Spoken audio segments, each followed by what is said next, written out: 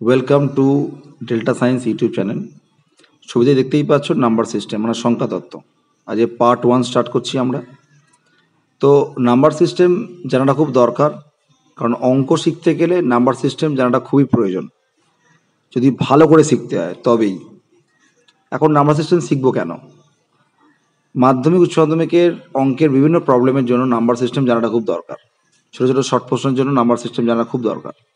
শুধু তাই নয়, যারা কম্পিউটার সায়েন্স বা কম্পিউটার অ্যাপ্লিকেশন বা যারা বিকম পড়ছে তাদের ক্ষেত্রেও নাম্বার সিস্টেম না জানা থাকলে অনেক ধরনের অঙ্কের প্রবলেম হয়, অনেক ধরনের অঙ্কের সমস্যা হতে পারে।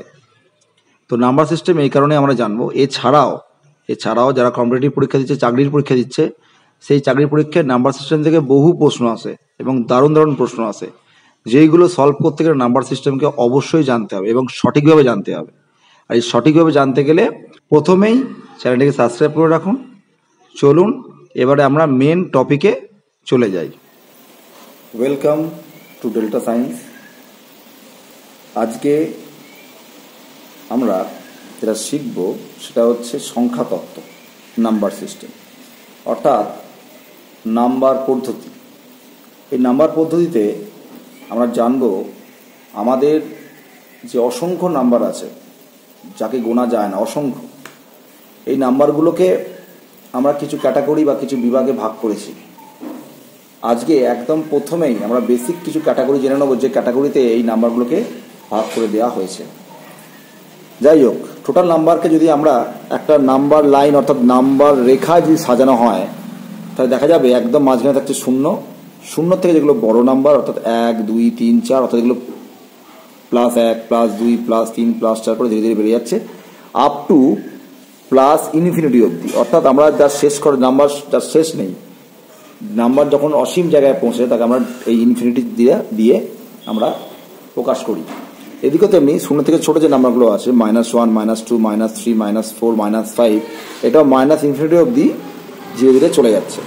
অর্থাৎ এদিকে বা এদিকে কোনোটাতে নাম্বার শেষ হচ্ছে না, নাম্বার কিন্তু চলেই যাচ্ছে। এই টোটাল নাম্বারটাকে আমরা বলে থাকি পূর্ণ সংখ্যা বা ইন্টিজার। অর্থাৎ এই থেকে শুরু করে মাইনাস ইনফিনিটি থেকে শুরু করে যত নাম্বার আসছে শূন্যের দিকে, অথবা শূন্য থেকে পেরিয়ে আরও যত নাম্বার দিকে চলে যাচ্ছে, পজিটিভ মানে ইনফিনিটি দিকে চলে যাচ্ছে, এই সমস্ত নাম্বারকে আমরা এক কথায় বলে থাকি পূর্ণ সংখ্যা বা ইন্টিজার। অর্থাৎ এই ইন্টিজারগুলোকে, টোটাল যে ইন্টিজারগুলোকে, টোটাল নাম্বারগুলোকে আমরা প্রধানত 3টে পার্টে ভাগ করতে পারি, 3টে পার্টে। তার মধ্যে প্রথম হচ্ছে ধনাত্মক সংখ্যা বা পজিটিভ নাম্বার, অর্থাৎ শূন্য থেকে বড় যেগুলো, শূন্য থেকে যেগুলো বড় নাম্বার, বড় সংখ্যা, সেইগুলোকে আমরা বলে থাকি হচ্ছে ধনাত্মক নাম্বার। যেমন +1, +2, +3 ইত্যাদি। ঠিক আছে। আর ঋণাত্মক কোনগুলো? যেগুলো শূন্য থেকে ছোট নাম্বার, যে নাম্বারগুলোকে আমরা বলে থাকি ঋণাত্মক নাম্বার অর্থাৎ নেগেটিভ নাম্বার। যেমন -1, -2, -3, -4 ইত্যাদি চলে যাচ্ছে পর্ব। আর একটা নাম্বার, সেটা হচ্ছে কি প্রশম নাম্বার বা নিউট্রাল নাম্বার, সেটা হচ্ছে 0। শূন্যকে বলে থাকি আমরা প্রশম নাম্বার, কারণ পজিটিভ বা নেগেটিভ কোনোটাই শূন্য নয়। শূন্যের আগে পজিটিভও হয় না, পজিটিভ চিহ্নও হয় না, আবার শূন্যের আগে নেগেটিভ চিহ্নও হয় না। এই কোনো চিহ্ন এই শূন্যের আগে বসে না।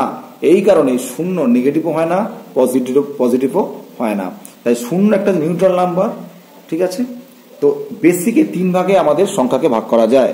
শূন্য কেন প্রশম নাম্বার, কেন নেগেটিভ, কেন পজিটিভ হয় না, এই ব্যাপারে আমি অন্য সময় পরে একটা ছোট ভিডিও আমি করে দেবো। ঠিক আছে। তো এই ছিল বেসিক আমাদের নাম্বার সিস্টেম। এরপরে আরও নাম্বার রয়েছে সংখ্যা তত্ত্বে, যে আরও নাম্বার যে ভাগ আছে সেগুলো আমরা জানবো।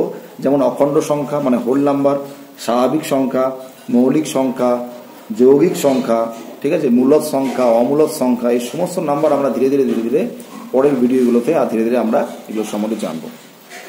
যদি আমার এই ভিডিও ভালো লেগে থাকে তাহলে সবাই প্রত্যেকে ডেল্টা সায়েন্স চ্যানেলটাকে সাবস্ক্রাইব করবেন এবং ফলো করবেন। Thank you.